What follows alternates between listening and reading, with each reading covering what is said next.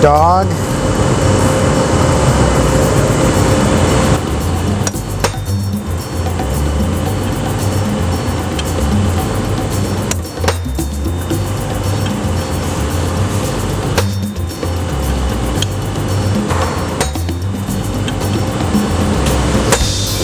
I like to get it deep, creates the mushroom effect.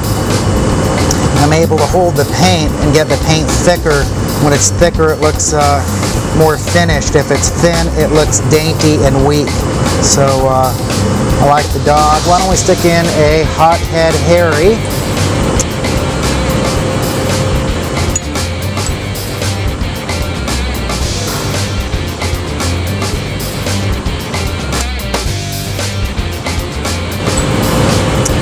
Why don't we throw in, I say, let's throw in a heart.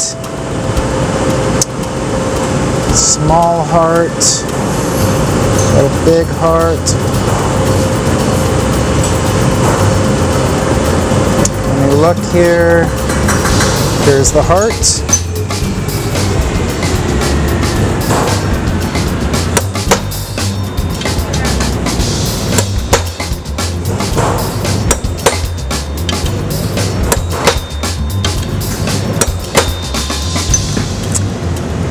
Why don't we throw in some speaking? So they're all talking to each other.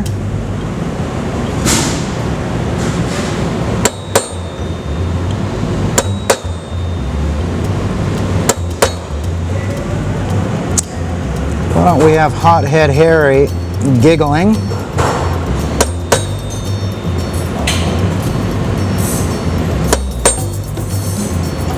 Let's add a little bigger so he's really shouting.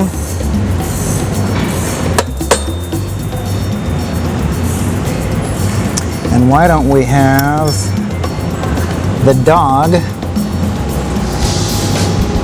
barking?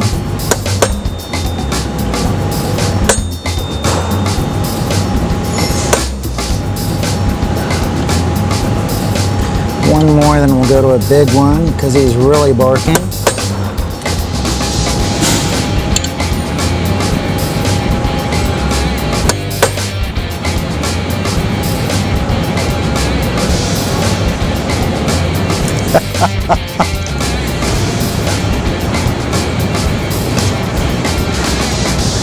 I would call this a garage rebar rat. Perfect example of throwing everything in, including the kitchen sink. Rebar neck of carbon steel. I have a GSS head, a 009 head, which in GSS is a Cameron and Company. I've got an array of tour stamps mixed in with a custom shop stamp, which we just don't do. We don't mix the two, but here I did. It just seems fitting. So it is everything and anything thrown into a rat putter called the Rebar Rat.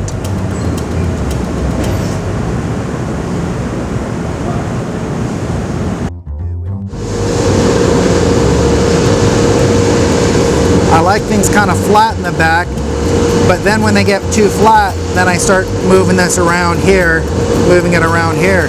So this width here, this should fall away, but the top line should complement. I don't want it too skinny or too thick to make it look lethargic or fat, or wimpy or thin either. So I normally like to grind this angle or mill this angle right in here to start the look early. A lot of good early putters, 8802s, they started that.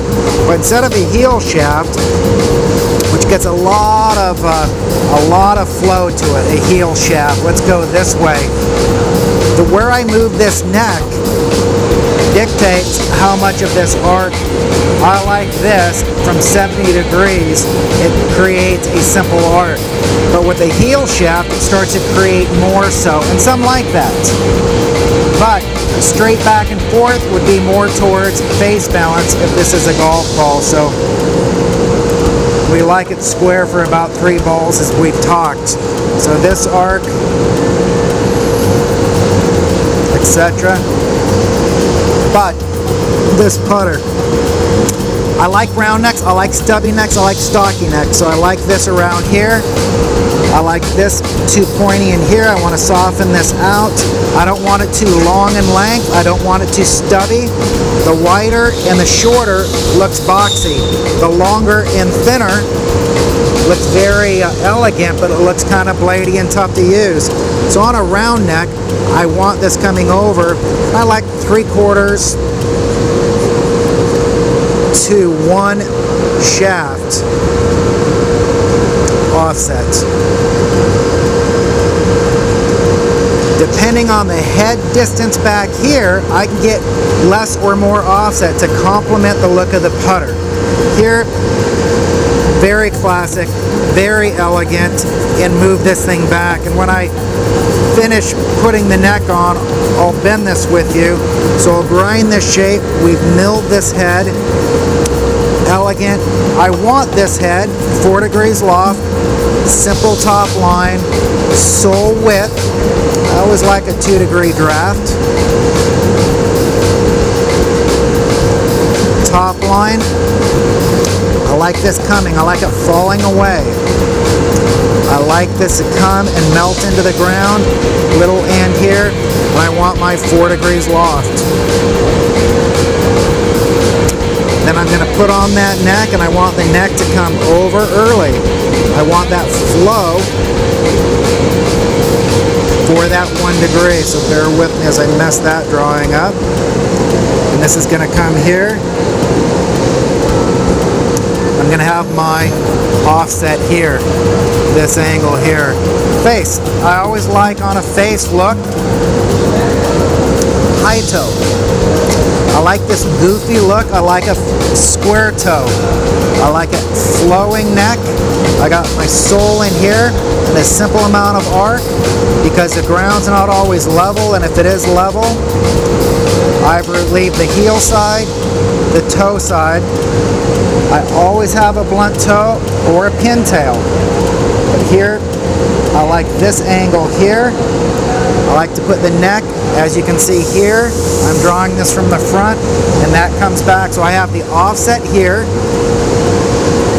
and I have the lie angle softly coming back in here. I've got the high flow toe, I've got the heel, I got the blunt toe. Almost an elf shoe effect here. I kind of dig that.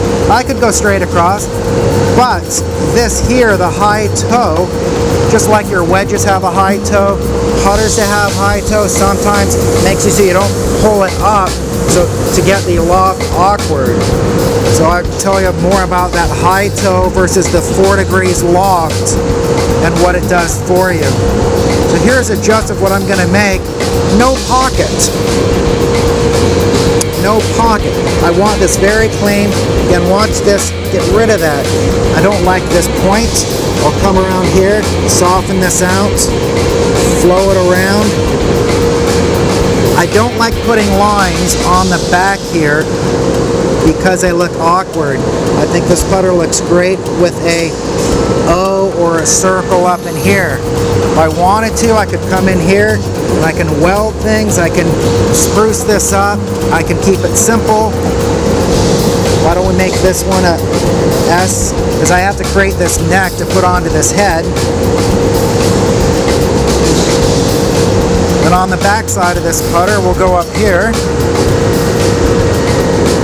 Toe side, I got my blunt toe. Let's go the high toe. Sole angle here. Remember, I got my rocker. I've got the blunt heel. I've got my heel. I've got my area kind of in here for that neck to come back. I've got this. So to compensate for this neck, which is about 30 to 40 grams, compensate this, I'll keep the milling low here, but I need some weight here to compensate for the neck there to get the sweet spot right there. So I'm going to bring this up, follow that top line, and get some mass to get some weight to compensate for the neck to get the sweet spot, if that makes sense. Got this, got the high toe, got the bluntness.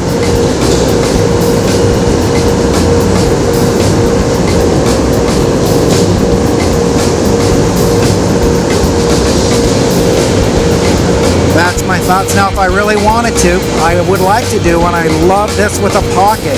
So start to see this, if there was a pocket, I would come in from the side view and create a pocket in here. Or I could come, I'll put a little,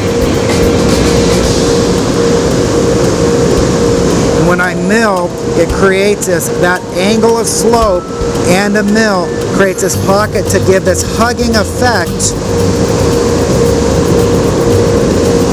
of this nature. And that's if I want this. This one here, I'm not going to actually put in a pocket here, but I will do one maybe a little thinner. I like this wide body, not really heel shaft, classic look, toe starting that stroke coming back. If this angle went this way, my face looks like it goes this way and the path goes outside. So I want that to start off going this way so I can tease the eye and shape this so this toe wants to look like it comes this way. Anyhow, let me get started on this. Here's a concept. I think it would be cool for the person that bought this putter would get the drawing or the concept. And this is strictly just a thought on this putter for ICC 2012.